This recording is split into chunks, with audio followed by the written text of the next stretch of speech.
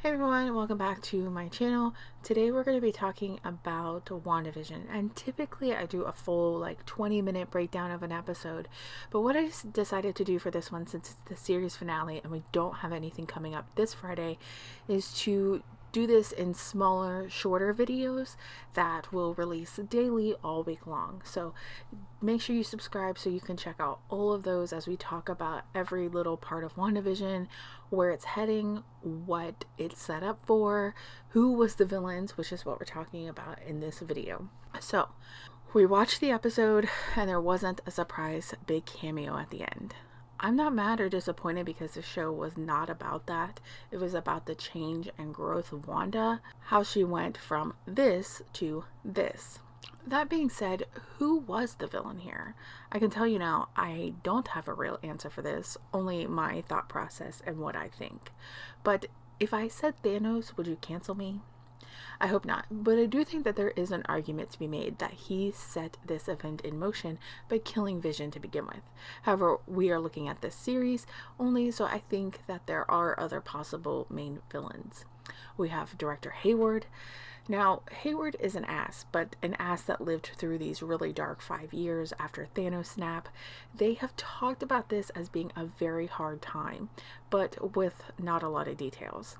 His logic of creating an AI that could be under S.W.O.R.D's control isn't too far away from Tony's thought process in Age of Ultron.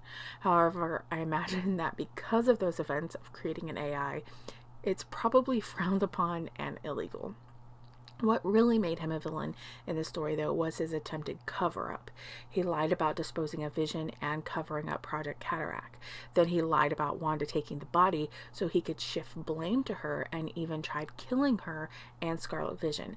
I don't think attacking the Hex was necessarily a villainous act. I mean, Wanda was holding people hostage for about a week. Then there was the shooting at kids. Not a good look either, but are spell kids real kids? Anyway, he certainly is a bad guy and helped to set things in motion, but I wouldn't say that he was the main antagonist. I guess I could add that by not letting Wanda take and bury Vision, that he also compounded her grief, leading to the Hex. But then there's Agatha. She killed her coven and stole their powers and then sabotaged Wanda all along. She is definitely power hungry and wanted magic for herself even before knowing the extent of what those powers are. I think most people would argue that she is the villain of the season. But ultimately, she did try to stop Wanda from becoming Scarlet Witch, because doing so is going to cause the world to end. So power hungry, yes. World destroying villain, no. And this brings me to Wanda. Not only is she the protagonist, she's also the main antagonist as well. We sympathize with her because we understand her grief. She made us laugh, she made us cry, and we love her, myself included. I am in love with this character. In her favor, we have that she didn't intentionally know what she did. But I would say by episode 2, when she rewound with the beekeeper, she did know and allowed it to continue. I think the scene with the townspeople where she tries to justify her actions was a very Loki in Avengers or Thanos argument, where she's making this case that it's for your own good, even though they're begging her to stop. She did allow for them to almost leave, but let's be real, not a damn one of them made it out of this 5+ miles before she closed the Hex back up. Ultimately, she did end the Hex, but I think a big reason for that was because she knew it was flawed and they could never leave. It wasn't a sustainable solution. So if I had to for sure say who I thought the villain was of this series, it would be Wanda. And I know you're going to hate me for it, but the witches called her the Harbinger of Chaos, which means she's going to unlock some chaos, and that could lead to the destruction of the world.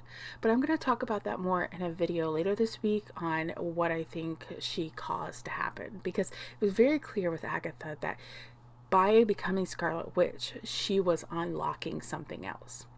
But let me know what you guys think. Who do you think was the real villain? Leave a comment below and I will comment back. I love interacting with you guys, and then I'll be doing these videos all week long. So if you have something you want to talk about or listen to, then please leave that as well.